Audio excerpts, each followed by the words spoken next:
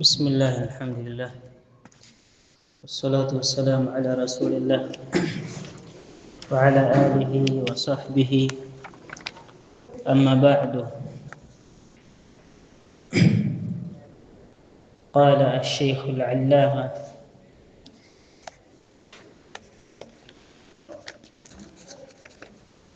محمد حسن نور الدين إسماعيل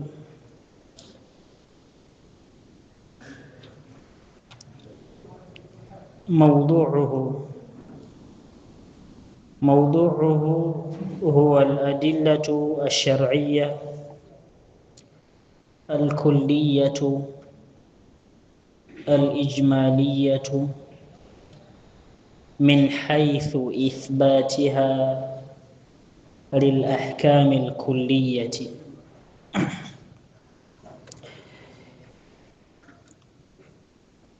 Sheikh anazungumzia maudhui ya hii elimu ya usul al-fiqh. Maudhui ya hii elimu ya usul al-fiqh ni nini? Maudhui ni mada ya kitu au maudhui kile kinachozungumziwa na hiyo elimu. Mada yake hasa hiyo elimu ni nini? Usulul fiqh, maudhui yake hasa ni nini? Na maneno yake haya katika kubainisha maudhui ya usulul fiqh yanarejea kwenye maana aliyoichagua ya usulul fiqh, المعنى الوصفي المعنى الاسمي لأصول الفقه، أماني القواعد التي يتوصل بها إلى استنباط الأحكام الشرعية العملية من الأدلة. Kupitia hiyo maana ya usulul fiqh aliyoipitisha yeye kuwa ndiyo imechaguliwa na wengi katika wanawazuoni, maudhui za elimu hii ni kama zifuatazo. Maudhui yake, kile kinachozungumziwa kwenye hii elimu ya usul fiqh, huwa al-adillatu ash-shar'iyyatu al-kulliyatu al-ijmaliyah min haythu ithbatiha lil-ahkam al-kulliyah.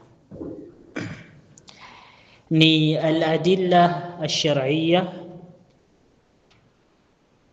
inazungumzia elimu hii ya usul fiqh dalili za kisheria, al-kulliyya al-ijmaliyya, dalili za ujumla.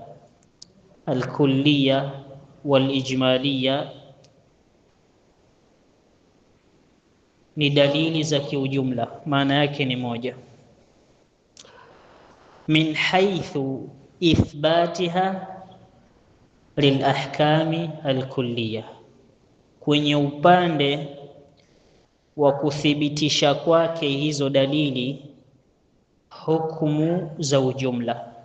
Min haythu ithbatiha, kwenye upande wa kuthibitisha kwake hizo dalili lilahkami alkulliya, hukumu za kiujumla. Kwa hiyo elimu ya usul fiqh kwa maelezo ya Sheikh hapa ni dalili za ujumla na namna zinavyothibitisha hukumu za ujumla. Dalili za ujumla na namna zinavyothibitisha hizo dalili hukumu za ujumla. Dalili za ujumla tumezizungumzia, al-adilla al-ijmaliyya tumezungumzia ni zipi? Zile zile. Na al-adilla tafsiliya kadhalika tumezungumzia, lakini hapa zina maneno ya hapa zinazohusika ni adilla ijmalia. Kwa hiyo usul fiqhi inazunguka kwenye hizi dalili za ujumla, na ataeleza kwenye hizo adilla inazunguka usul fiqhi kwa kazi hipi. Lakini vipi hizi dalili zitatufikisha kuzijua hukumu? Vipi hizi dalili zitatufikisha kuzijua hukumu? Na hukumu yenyewe ya hapa ni hukumu ya ijmali, hukumu ya ujumla. Ndio maana akasema ithbat min haythu ithbatiha lil ahkam al kulliya, kwenye upande wa kuthibitisha kwake hizo dalili za ujumla, hukumu za kiujumla. Hukumu za kiujumla anakusudia nini? Anakusudia alqawaid alusuliya. Zile qawaid za kiusuli zinakupa hukumu ya ujumla, hazikupi hukumu ya masala biainiha, hukumu ya jambo kama jambo lenyewe. Qaida ya usul inakupa hukumu ya amri kuwa ni wujub. Mathalan, ukiona amr hukumu yake ni wujub, ni wajib, al-amru al-mujarrad an al-qara'i, imekupa hukumu ya ujumla.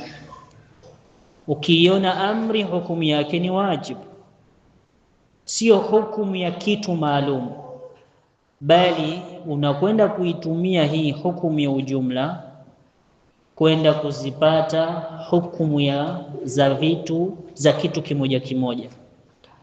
Kwa usul fiqhi inakufikisha mpaka hapo, inakuacha kwenye kukupa hukumu ya ujumla. Ukiona amri baada ya hadri, basi ujue lilibaha ala khilafi. Ukiona amri imekuja baada ya kitu kuhalalishwa, basi ujue hiyo amri inamaanisha hilo jambo ni halali na si kwamba ni wajib, pamoja na khilafu iliyopo hapo. Kwa usul fiqhi inakupa hukumu ya ujumla, inazungumzia adilla za ujumla na inakupa hukumu ya ujumla.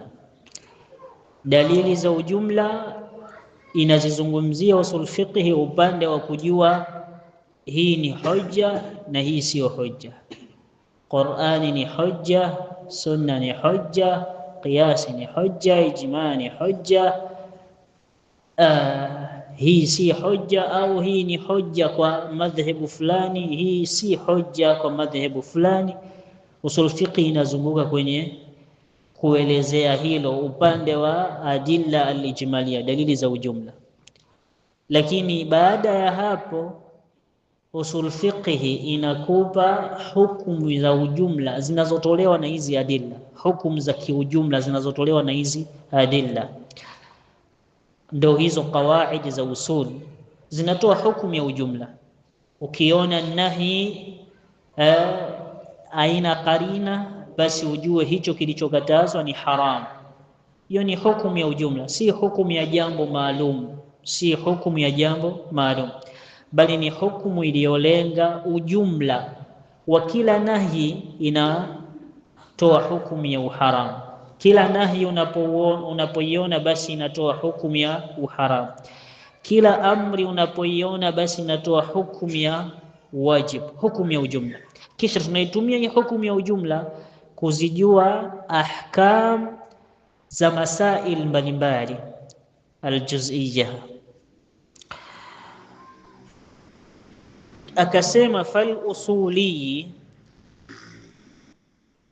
mwanawazuoni wa usuli fiqhi. Al-usuli yule ambaye anayeshughulika na usul fiqhi katika wanawazuoni, Falusuli, mwanawazuoni wa usuli ni nisba hiyo. Wanawazuoni wanaoshughulika na usul fiqhi, yabhathu mathalan alqiyas, inakuwa bahthi yake mfano kwenye qiyas, yani upande wa aladilla alijmaliya, mfano bahthi yake na maelezo yake na research yake anapoizungumzia usul fiqhi, anapotunga kitabu cha usul fiqhi, inakuwa mathalan kwenye qiyas. Kwenye qiyasi hii anazunguka upande gani? Wa hujjiyatihi, wa hujjiyatahu, qiyas na kuwa kwake ni hujja, wa hujjiyatahu, na kuwa kwake ni hujja.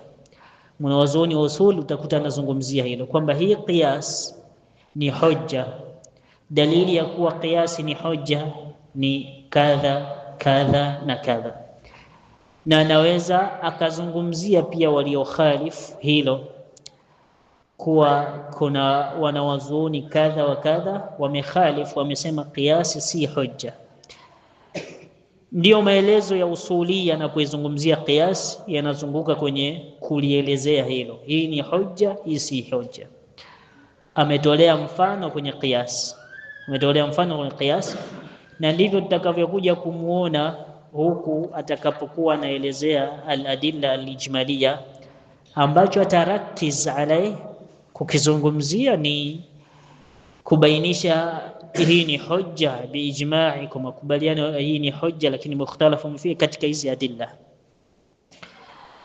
Na alqiyas insha Allah mtakuja kujua maana ya qiyas, lakini qiyas kiufupi ni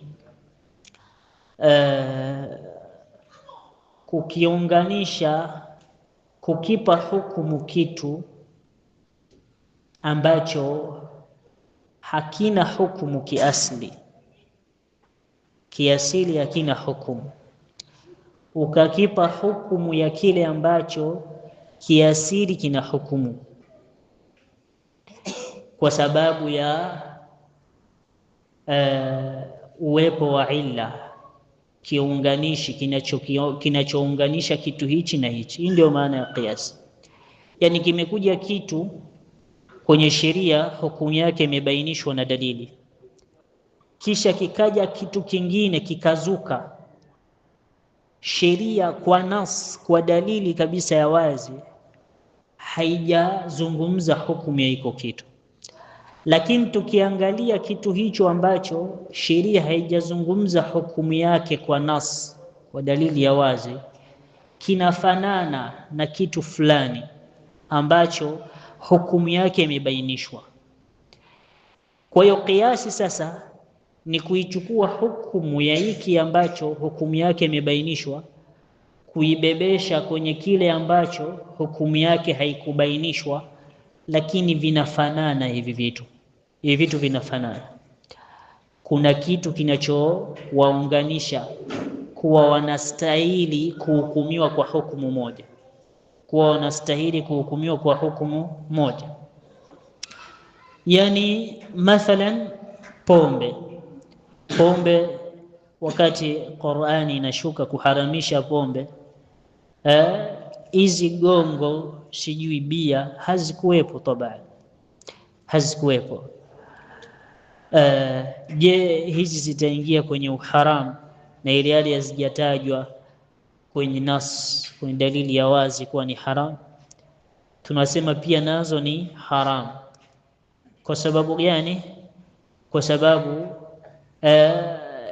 kuna mfanano, hichi kinafanana na kile ambacho kina dalili.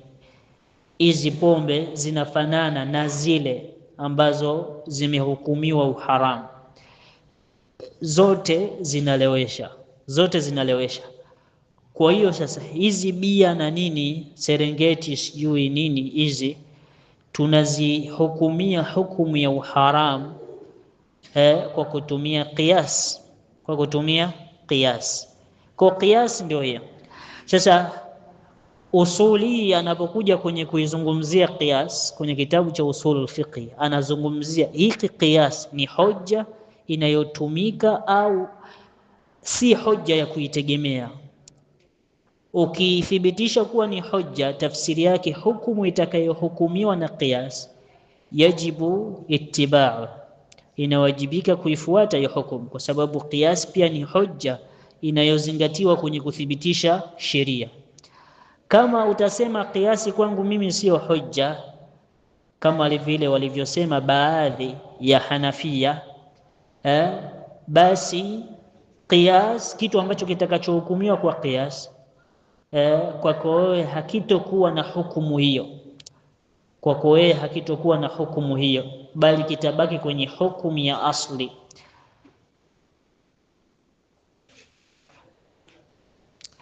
Kwa hiyo anasema falusuli yabhathu mathalan alqiyas wa hujjiyatahu, lakini pia hapo ametolea mfano wa dalili ijmali. Miongoni mwa dalili ijmali ni qiyas, kisha akatolea mfano wa vile ambavyo vinavyotumika kwenye kuzipata hukumu za ujumla.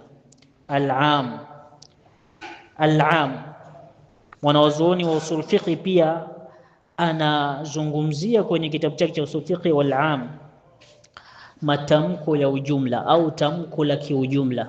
Al-am ni tamko la ujumla, al-am ni tamko la ujumla. Yani kuna baadhi ya matamko yanahesabiwa kuwa ni matamko ya ujumla.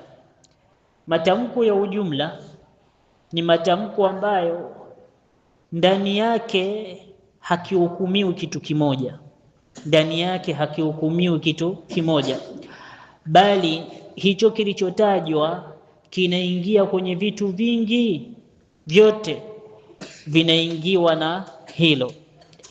Yani mfano ukizungumzia talibun, mwanafunzi, talibun, mwanafunzi, hii ni am, ni'am, ni'am, na inaweza ikawa ni talibu jamii au talibu thanawi au talibu ibtidai, inawaingia wanafunzi wote. Ukaja